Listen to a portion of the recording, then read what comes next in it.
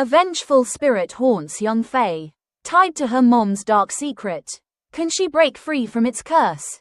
This is a story from my childhood, back when I was a kid growing up in a small rural town in the Midwest. About 20 years ago, I was an only child at the time, living with my family in a quiet, tight-knit community. Like most kids, I was terrified of ghosts. But it seemed like I had something different about me, something that made me encounter strange things more often than others.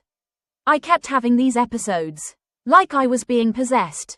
It happened so frequently that it became a part of my life. The episodes were always the same. I'd suddenly feel a chill.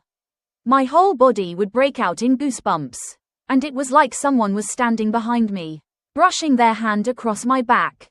Then, I'd black out and barely remember anything afterward.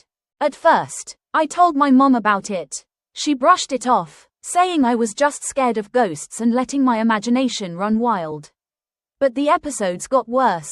I'd find myself wandering out to the porch in a daze. Or sometimes I'd end up in the middle of the street without knowing how I got there.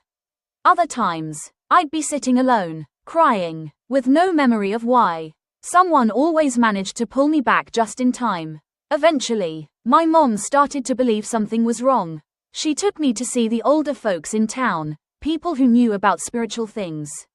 They performed a cleansing ritual, wrapping me in white thread, chanting prayers, and sprinkling holy water over me. It helped for a little while, but the episodes always came back. For years, my life revolved around these rituals, trying to keep whatever it was at bay. One day, I went to a friend's house a few miles out of town. Just the two of us.